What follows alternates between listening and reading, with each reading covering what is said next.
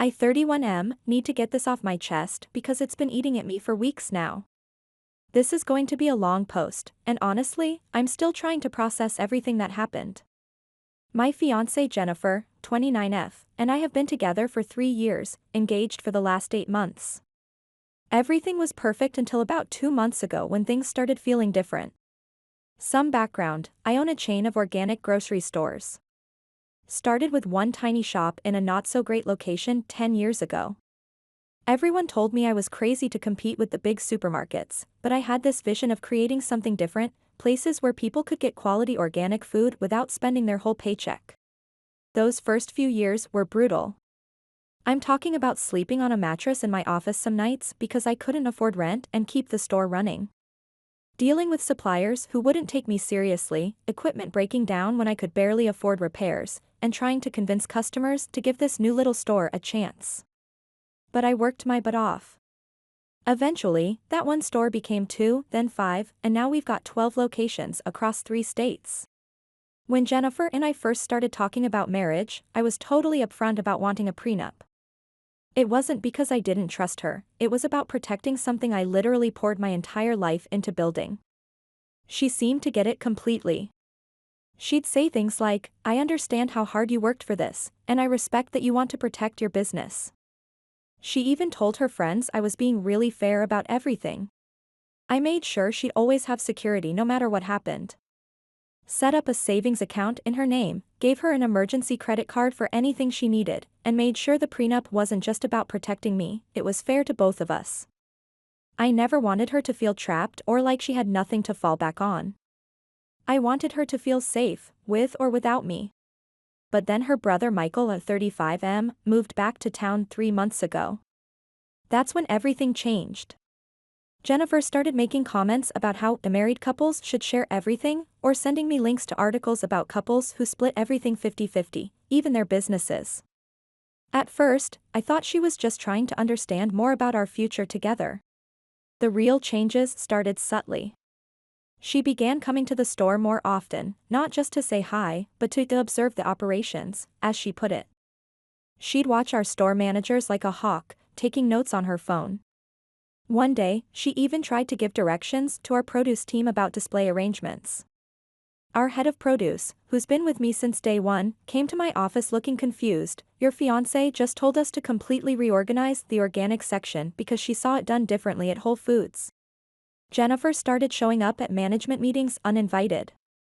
She'd sit there with this intense look, interrupting with suggestions about how we should modernize our approach.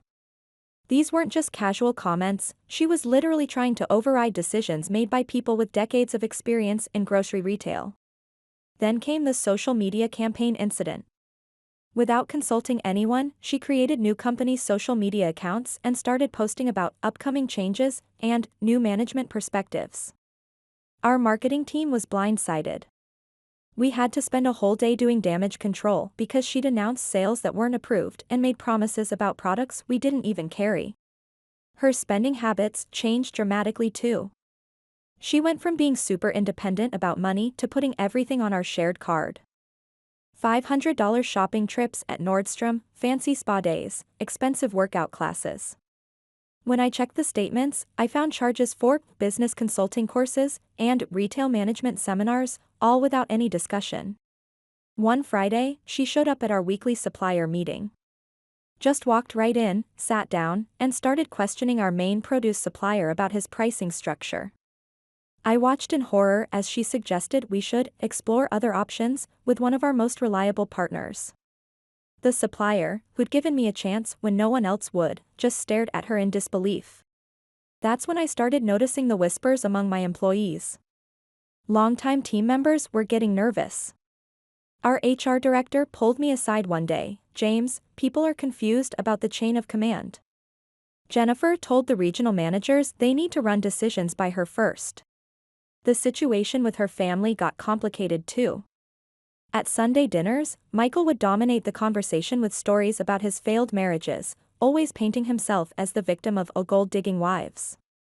He'd make these pointed comments about how a smart businessman hide their assets before marriage, looking right at me while saying it. Jennifer's parents, who used to be so supportive of my business, started treating me differently. Her dad, who'd spent countless weekends helping me fix up that first store, now barely spoke to me. Her mom kept making comments about how marriage means sharing everything, and how successful men often forget who supported them on their way up. Then last week happened. I was going through some paperwork in my home office when I found it, a copy of our prenup agreement. Except it wasn't the same one we discussed with our lawyers. Not even close. This version had all these extra sections about profit sharing, business ownership stakes, and how she'd be entitled to half of everything, including future expansions, even if we got divorced after just a year. I must have read the modified prenup 20 times, each time thinking maybe I was misunderstanding something. But no, someone had clearly made major changes to our agreement. I remembered how Jennifer had casually mentioned she was having a lawyer friend look over the paperwork. Turns out she did way more than just look it over. I called Jennifer over to discuss it. When she arrived wearing that new $900 blazer, she tried playing dumb at first. Then came the defensive strategy, oh, those changes? They're just standard protections any smart woman would want. Michael says. I cut her off. Michael? What does your brother have to do with our prenup? She launched into this rehearsed-sounding speech about how Michael had opened her eyes to how businessmen operate. How he'd shown her court cases where wives got nothing in divorces. How she needed to protect herself because that's what strong women do. I tried explaining that the original prenup already protected her, but she wasn't listening. Instead, she pulled out her phone and started showing me screenshots of messages from her family, all of them backing her play. Her mom saying I was being controlling with money. Her dad suggesting I had something to hide. Even her cousins chiming in about how I was showing my true colors. That's when things got really interesting. My phone buzzed with a message from my head of security. Apparently, someone had been trying to access our company servers using Jennifer's old guest Wi-Fi login from an extended stay motel across town. The same motel where Michael was staying. I decided to confront Michael directly. Found him at a local coffee shop, already smirking like he'd won some game I didn't know we were playing. The conversation started civil enough, but quickly went south when I mentioned the server access attempts. You think you're so smart, he sneered. But I've seen your numbers. Jennifer deserves at least 75% of this gold mine you're sitting on. How exactly have you seen my numbers, Michael? His face fell for a second before he caught himself. Jennifer might have left some papers lying around. That's when I played my ace. You mean the confidential documents you asked her to copy? The ones you've been shopping around to my competitors? He exploded, slamming his fist on the table. You think you're better than me because you got lucky with some stores? I could run circles around your business if I had the chance. Then he let it slip, just wait until Jennifer gets her share. I'll show you how a real businessman operates. So that's your game? Using your sister to get yourself a job? Family takes care of family, he spat. Unlike you, trying to keep everything for yourself. I placed my phone on the table, making sure he saw the recording app running. His face went from red to white in seconds. As he stormed out, he shouted that Jennifer would never believe me over her own brother. But he was wrong about that. When I played the recording for my lawyer, he immediately noticed something odd about Michael's voice. He'd heard it before, on calls to our suppliers claiming to represent a competing chain interested in our contracts.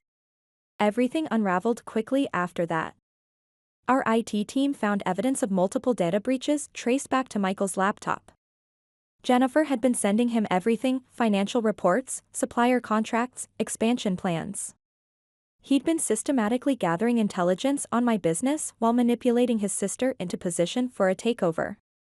When confronted with the evidence, Jennifer's response floored me. Instead of apologizing, she doubled down. Well, if you had just agreed to make me a full partner, none of this would have happened. Michael says. I cut her off for the last time. Jennifer, stop. Just stop. I'm done.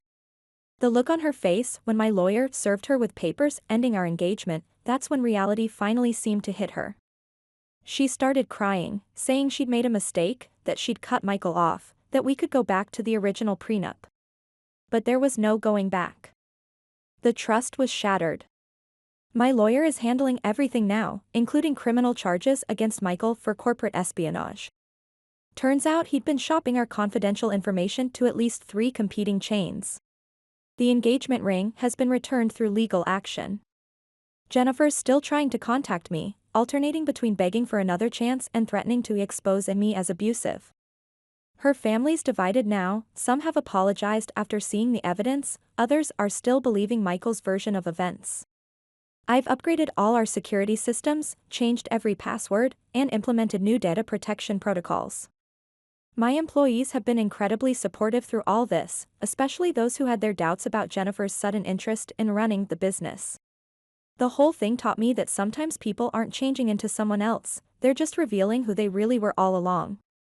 I'm more successful than ever now, but also a lot more careful about who gets close enough to hurt me or my business. In the end, I'm actually grateful this happened before the wedding. Better to lose a fiancé than half my life's work to someone who saw me as nothing more than a meal ticket.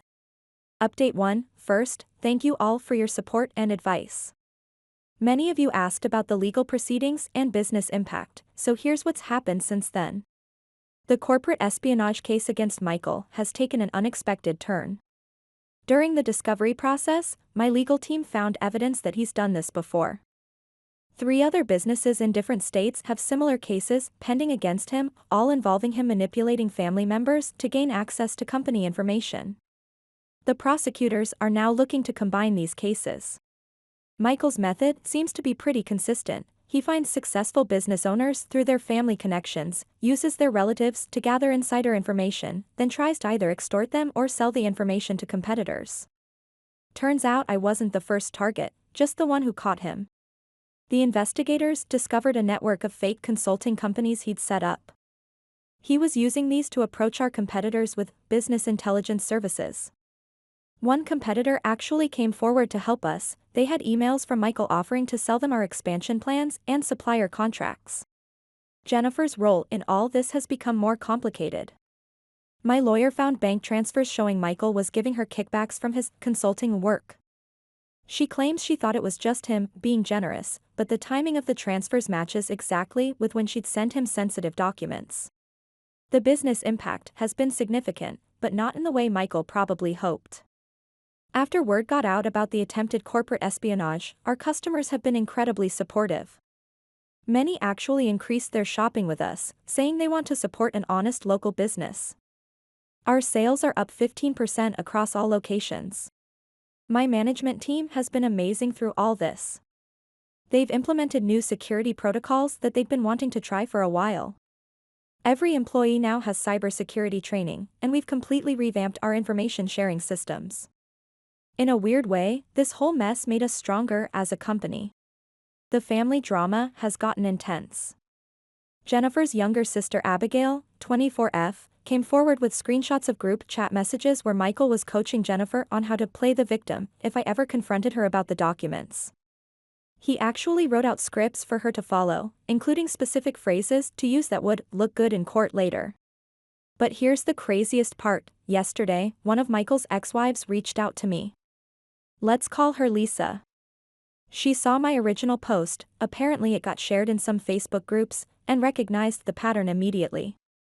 She sent me records from their divorce showing he tried the exact same scheme with her family's construction business. The only difference was he got caught later in the process, after they were already married. Lisa shared some interesting insights about Michael's manipulation tactics. He apparently keeps detailed notes on people's insecurities and family dynamics, then uses these to create conflicts he can exploit. In Jennifer's case, he played on her fears about being just a social media manager, dating a business owner. The emergency credit card situation got resolved, but not without drama. The credit card company's fraud department flagged some interesting patterns. After I canceled the card, Jennifer apparently tried to backdate some charges by calling vendors and claiming the card was lost. Thankfully, the credit card company caught this and is treating these attempts as fraud.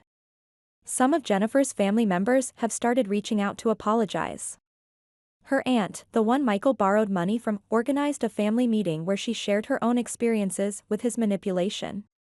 Turns out, he's borrowed money from almost everyone in the family, always with elaborate business plans that never materialize. The most vindicating moment came when Jennifer's dad discovered Michael had taken out a loan in his name. Apparently, while everyone was focused on the drama with me, Michael used the family's distraction to forge some documents. Her dad's now working with the police on this, and his attitude toward me has completely changed. Jennifer tried a new approach last week. She showed up at one of our stores with a business proposal. She wanted to create a social media influencer program for the chain, with her as the head of digital strategy. When the store manager called me, I could hear her in the background insisting she had valuable insights into the brand. Security had to escort her out. The whole thing has affected other areas of my life too. Several business owners in our local retail association have reached out with similar stories about family members trying to muscle in on their businesses. We're actually working on creating a support network and developing better security practices to share with other local businesses. My lawyer says we've only scratched the surface of Michael's schemes. They found evidence of him approaching other business owners' relatives on LinkedIn, probably looking for his next target.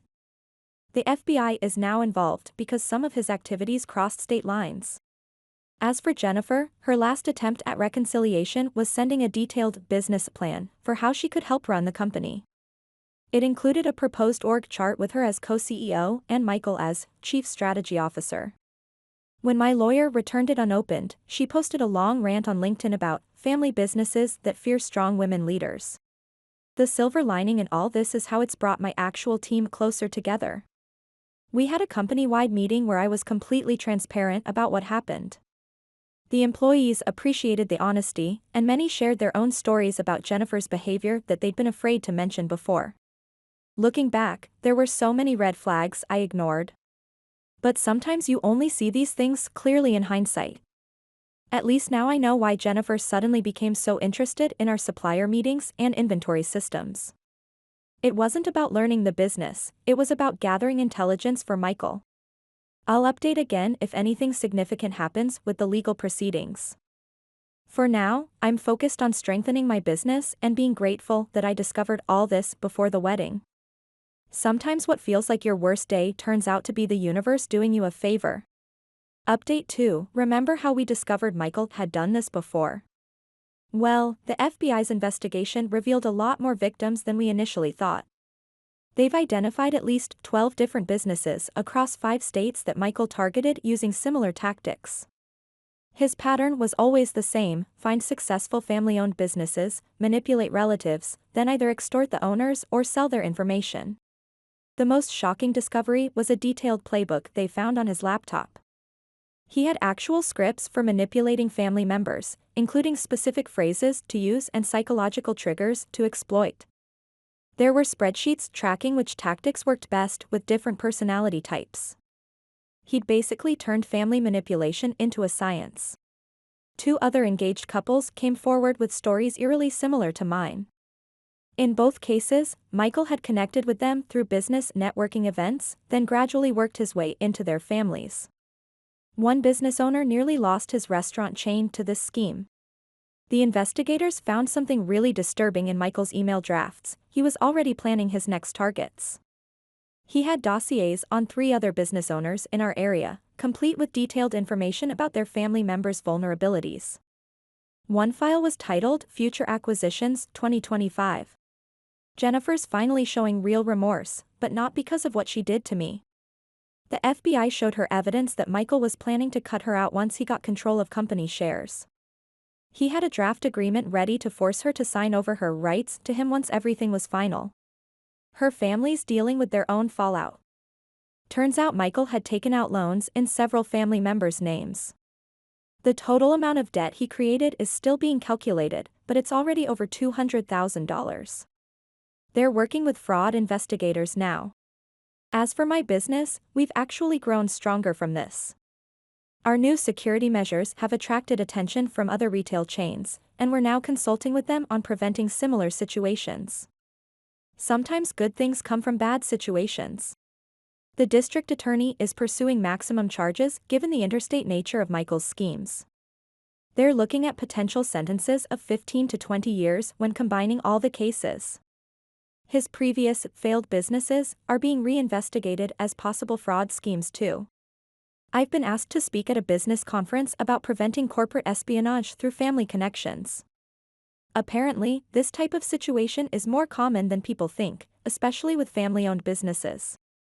Jennifer sent one final email through her lawyer, admitting everything and apologizing. She's agreed to testify against Michael in exchange for immunity. Part of me feels sorry for her, but another part knows she made her own choices. Some good news, our company just signed deals to open 3 new locations. The publicity from catching Michael's scheme actually helped establish us as a trustworthy business. Sometimes the worst situations bring unexpected opportunities. My lawyer says I shouldn't comment further on the ongoing legal proceedings, but it's safe to say Michael won't be running any business consulting schemes for quite a while. Update 3, Michael pleaded guilty to multiple federal charges including wire fraud, identity theft, and corporate espionage. The judge wasn't lenient, citing the calculated nature of his schemes and the emotional manipulation of family members. He's been sentenced to 18 years in federal prison and ordered to pay substantial restitution to all his victims. During the sentencing hearing, we heard impact statements from several other victims. What struck me most was how similar all our stories were. One elderly couple lost their retirement savings after Michael convinced their daughter to invest their money in one of his schemes. Another family's third-generation business nearly went bankrupt after he manipulated their son into sharing trade secrets.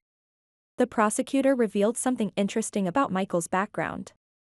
Turns out he'd been running similar schemes since college, starting with small-scale fraud against classmates' family businesses. He'd perfected his technique over the years, keeping detailed records of every manipulation tactic that worked. The FBI is actually using his case as a study in how family-based corporate espionage operates. Jennifer's testimony proved crucial in the case. She provided detailed evidence of how Michael groomed her to be his unwitting accomplice. The psychologist who evaluated her described it as a form of familial psychological manipulation. She's now in therapy, working through the realization that her brother saw her as nothing more than a tool for his schemes. On the business front, we've turned this experience into something positive. I've partnered with several other business owners who were targeted by Michael to create a support network for family-owned businesses. We're developing resources to help others recognize and prevent similar situations. Our first workshop on protecting your family business from internal threats is already fully booked. The most unexpected outcome has been the impact on our company culture. After being so open with my employees about what happened, there's a new level of trust and communication. We've implemented a Speak Up policy where anyone can raise concerns about unusual behavior without fear of retaliation. Several employees have told me they feel more invested in the company's success knowing we faced this crisis together. Remember that supplier who Jennifer confronted in that disastrous meeting? He's now one of our strongest allies. We've actually expanded our partnership, and he's helping us develop a more secure supply chain management system. Sometimes your worst moments really do show you who's on your side. Jennifer's family is slowly rebuilding their lives. Her father, who lost the most financially to Michael's schemes, has become an advocate for fraud awareness in the business community. He recently spoke at a Chamber of Commerce meeting about the importance of maintaining professional boundaries even in family situations. As for me, I've learned some valuable lessons about trust and verification in business.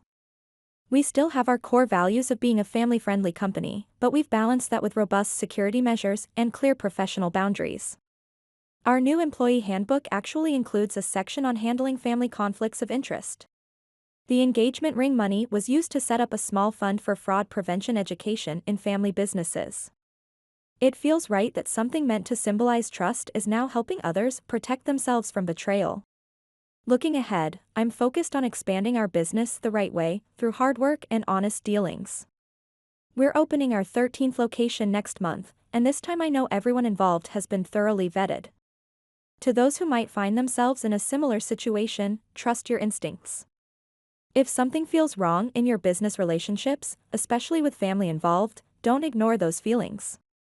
Document everything, maintain clear boundaries, and don't be afraid to seek professional help.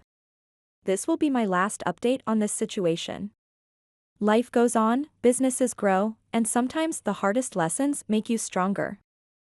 Thank you all for your support throughout this journey. Here's to building success on a foundation of truth and trust, rather than manipulation and deceit.